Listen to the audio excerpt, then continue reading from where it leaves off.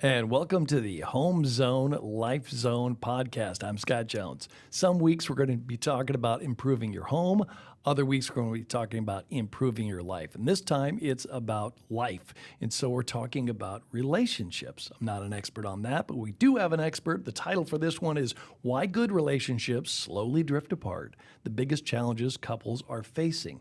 And for that, we're talking to Amanda Hill, a licensed mental health counselor, relationship specialist, and founder of Connections of Hope here in Central Indiana. Amanda, good morning. Good morning. How are you? I'm doing quite well. Are you happy with the rain? I know this is recorded at a different time, so it's raining outside. It is raining. Not a fan. Big worried about the hair day. That's what I'm That's really right. concerned about.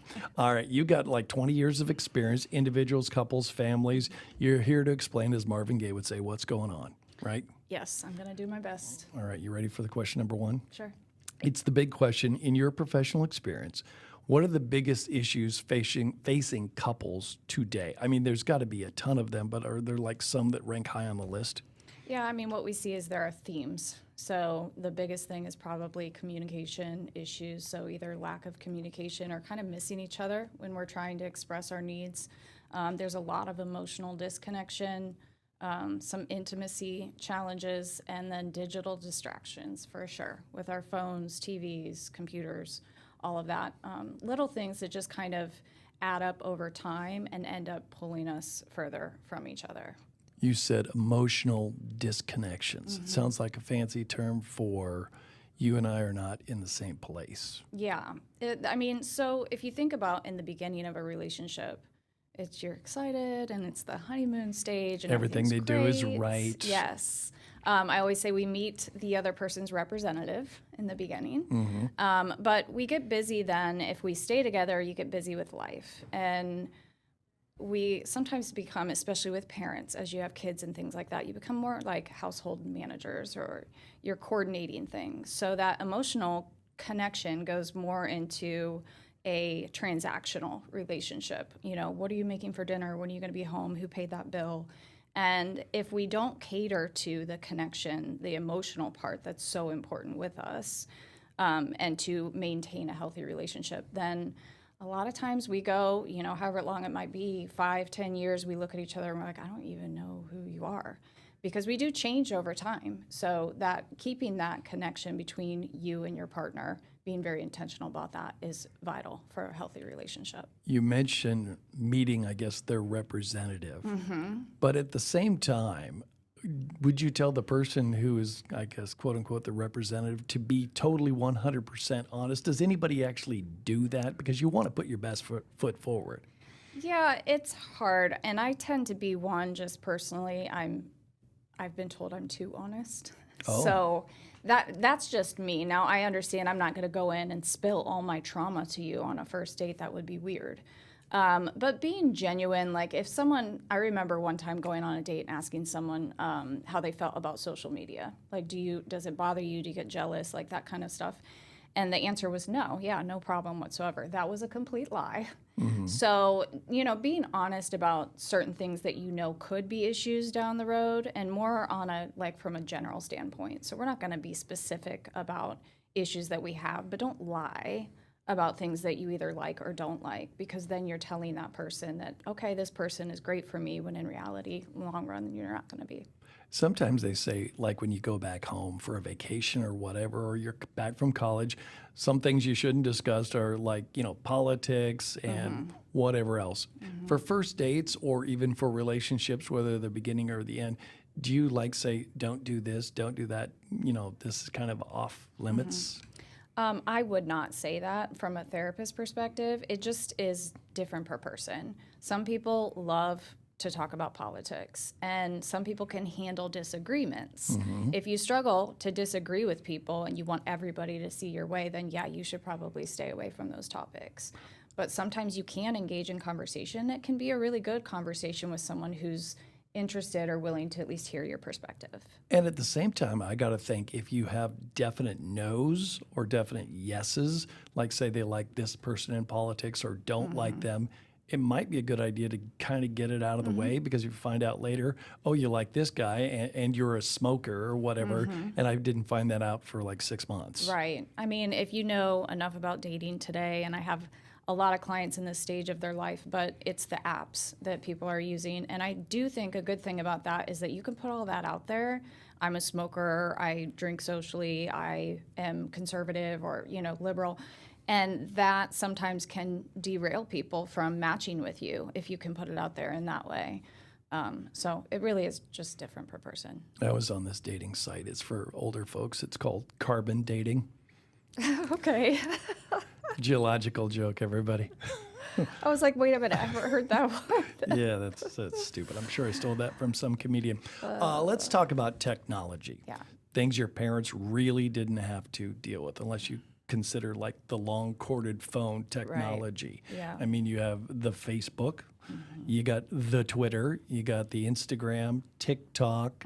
These are things that people don't have to deal with, or didn't have to deal with, that now they do, because you see somebody, your partner, on the phone, and you're sitting there going, what are you doing? You on the Instagram? Who you talking to? You message them? You being nice? Is it a girl? Is it a boy? Yeah. What do you do about that? So digital stuff in general is just really hard for relationships. And I talk about this with parenting too, where we're watching how much our kids are on our phones. But with adults, it's just as important, because we are essentially, what I say, alone together a lot of the time. I come home from work, you come home from work, we're both on our phones, whether it's social media or work, whatever the case is. You might be talking to me, but I'm not maintaining eye contact, I'm not putting my phone down. And so again, just those little disconnections that add up over time. And then of course with social media, what we're doing is a lot of people compare their lives to what they see is someone else's highlight reel, right? And that's really unfair to a relationship. So trust is huge. I don't know any relationship that can thrive without that. Some people have different opinions on how much your partner can maybe look at your phone or get in your phone. I think if you have trust, there shouldn't be a concern about like who you're messaging or what you're doing. Honestly, if someone came in to see me for couples therapy and that was an issue, we would focus on the trust, not as much like who they're messaging or what's happening. If that's happening, that's a problem. But why do you not trust that person? Yes, I was going to say, because there are so many different things you could, I don't know, try to set up boundaries. Okay, you can't talk to this person. You can't do this. You can't do that.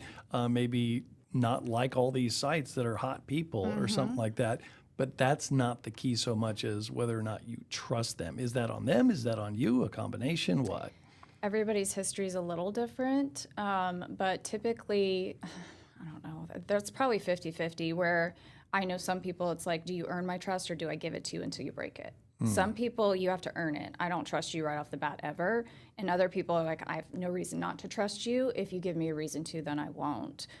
So that could go either way. You might get a partner that just is bringing baggage from their past relationship into the current one, and that person cheated on them, so now they're super paranoid about you, and they're not trusting you when you're not doing anything. So we would address that differently than someone who maybe had a reason not to trust because that person betrayed them. In terms of relationships over time, whether it's, I don't think this really counts for like a year, but like 5-10 years or what have you, there's the intimacy factor. And sometimes that changes. What's normal? I mean, what do you find in your practice? What do you think some of the biggest, drawbacks are, the highs and lows, all that sort of stuff people deal with? Emotional intimacy and physical intimacy are different, but also, correlated. In life in general, I think we do get busy with, life stress. We are in a society, especially here in this country, of go, go, go, go, go, go, go. And so maintaining a level of intimacy has to be intentional. Otherwise, you have kids, you're going to lose that. You have job changes and career stuff and health issues that come up. And if we tend to focus on those things as opposed to being intentional about connecting with our partner, then we're going to lose that level of intimacy, whether that's emotional or physical. So it really just comes down to that intentionality of, even when life is crazy and I'm running all over the place, I set aside time for my partner every day to connect on an emotional level or physical level, and or both. I assume it has to be, both people doing this. Oftentimes in a relationship, somebody's kind of in charge, but at the same time, when you do that, you feel like all the responsibility is on you. Do you try to set, ground rules for, okay, you start this, you say you love me, I always do this, you always follow my lead? That's kind of difficult because not everybody goes in, 50-50.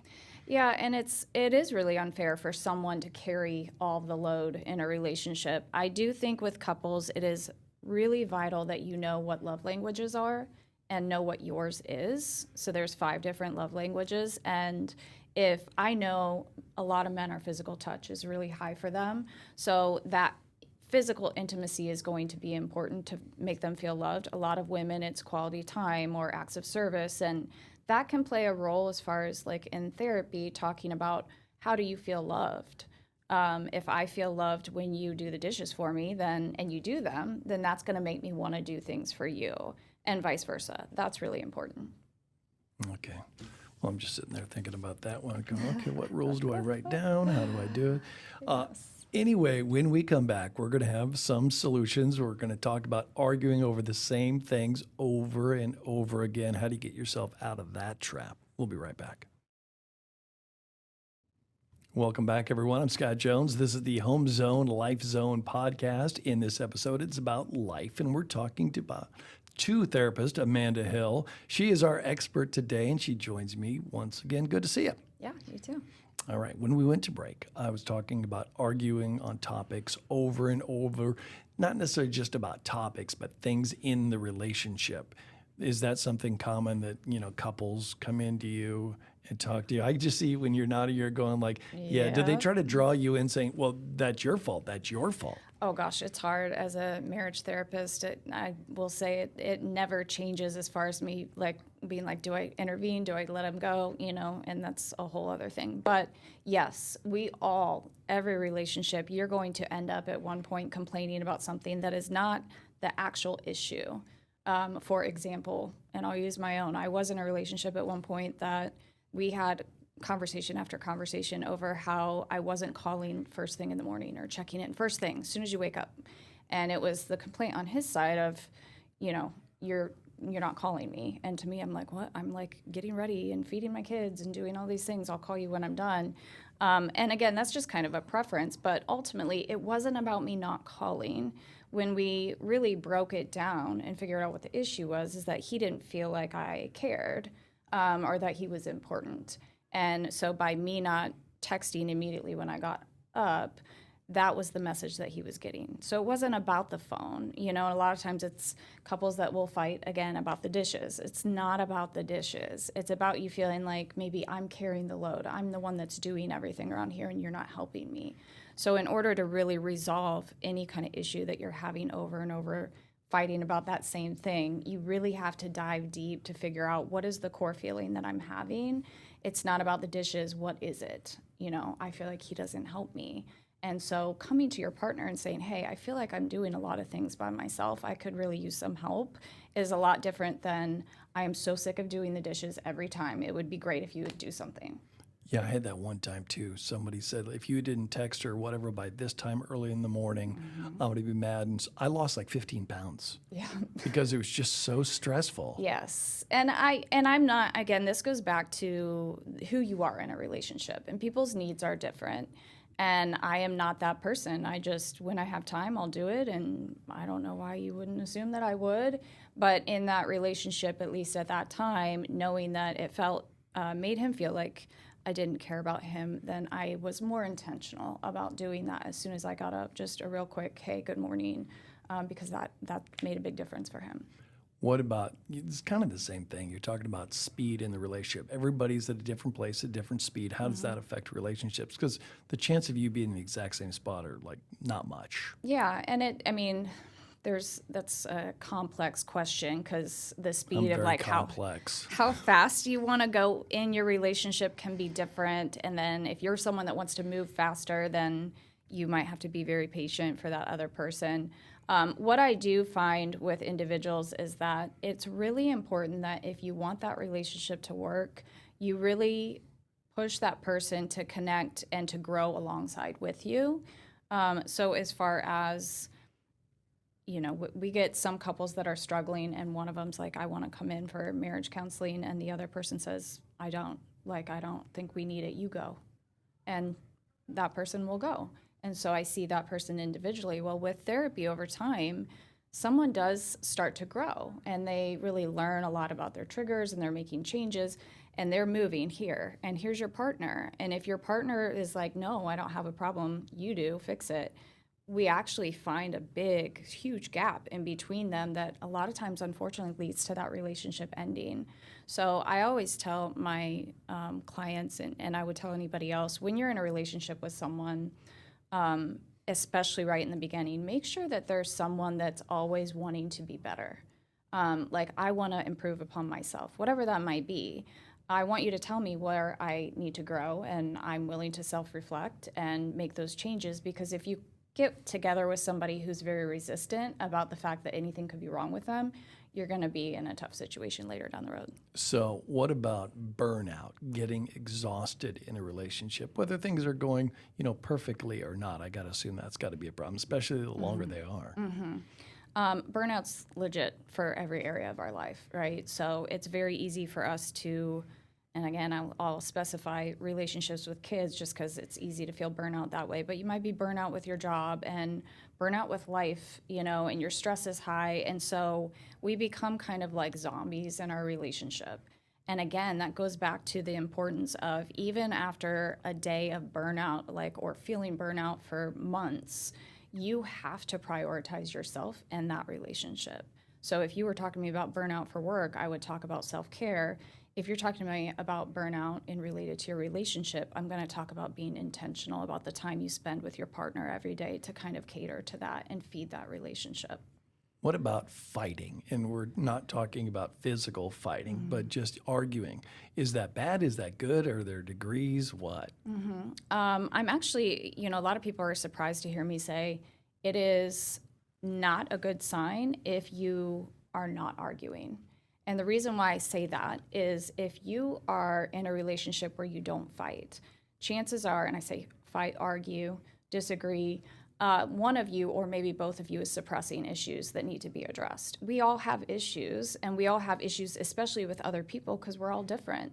So the best couples will find ways to argue in constructive ways and bring up their concerns and resolve them, as opposed to not fighting at all. Well, I never fight them. Of course, you're perfect. Thank you. Yeah, Thank you for saying that. I had to force that out of her. No, absolutely not. I like to say, I've heard the line before, you go into a relationship 50-50. I don't like that line. I say 100-100, because if you go in 50-50, you're needing something from that other person to make you a whole. And if you don't go in whole by yourself, you're just going to try to suck something from them. So what do you think of that? I'm going to challenge it a little bit. Okay, fun. Okay. What I tell people is, you're not 50-50, but you're not 100-100, you're not 0-0. Every day is different. So think about a day where maybe you just lost a family member and you're drained, and you wake up and you're like, dude, I've got 10% in me today. And you're with a partner and you can say, hey, I only have 10%. If you have a good partner, then they can say, you know what, I'll pick up the 90.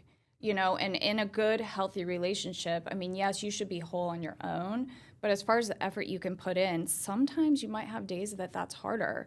And then other days you could get up and be like, I'm at 100%. And she's like, so am I. And you're like, awesome. We're going to have an amazing day. What about the day you wake up and you're like, I don't have anything. I'm at 0. And she's like, well, I'm at 0 too.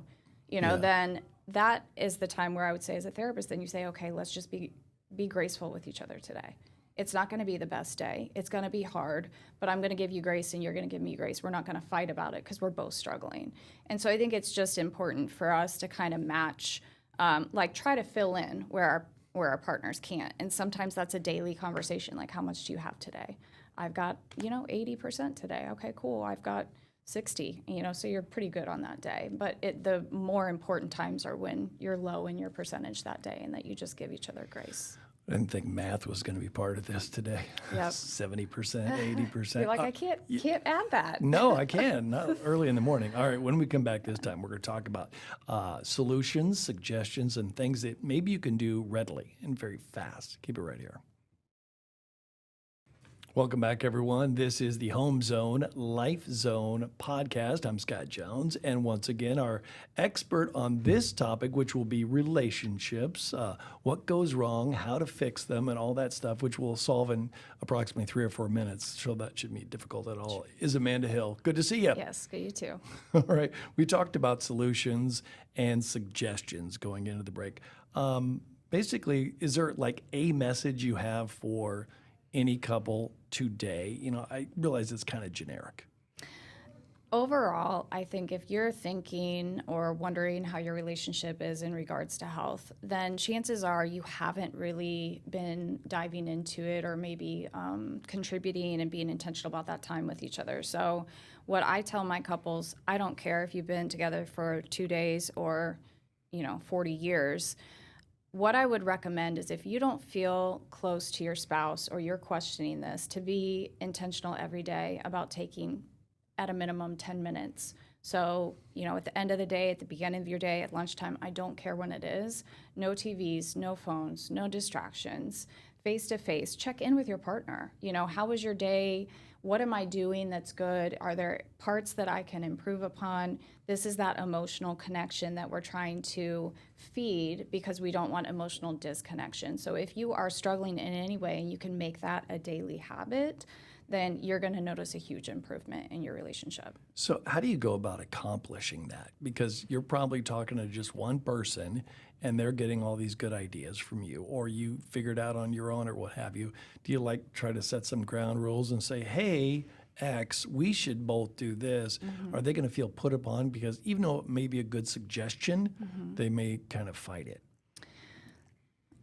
If your partner fights it, I would be a little more concerned about that. I think that if you are going into therapy on your own, the most honest way of saying like, hey, I'm in therapy, and a part of what we talked about today is feeling like I'm disconnected from you. And my therapist recommended that we take 10 minutes every day just to connect, unplugged from everything. What time of day would work for you?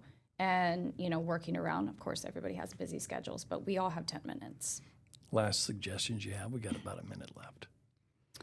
Again, just being intentional, being patient, giving your partner grace, and don't be afraid to reach out to a therapist. I mean, that is what we're there for. So a lot of times we have our own triggers and baggage, and we go to try to talk to our partner and it explodes. So maybe you need a third party for a little bit to help navigate those conversations. All right. Thanks for being here. We really appreciate it. Yeah, absolutely. Hey, if you would like to learn more about Amanda Hill, therapist, author, I'm going to read this to make sure I get it right, and founder of Connections of Hope, you can follow her content in her podcast, which is called Mental Health with Amanda. I quizzed you there. Did you like that? I don't like a pause for it. I was like, what is it called? What is that called? All right. Anyway, thanks for listening to this podcast. It is Home Zone Life Zone, lives on demand, and you can find it on Fox 59, now the streaming app. That's correct, right, Matt? Absolutely. Matt's our technical director. Thanks for watching, everybody. Thank you.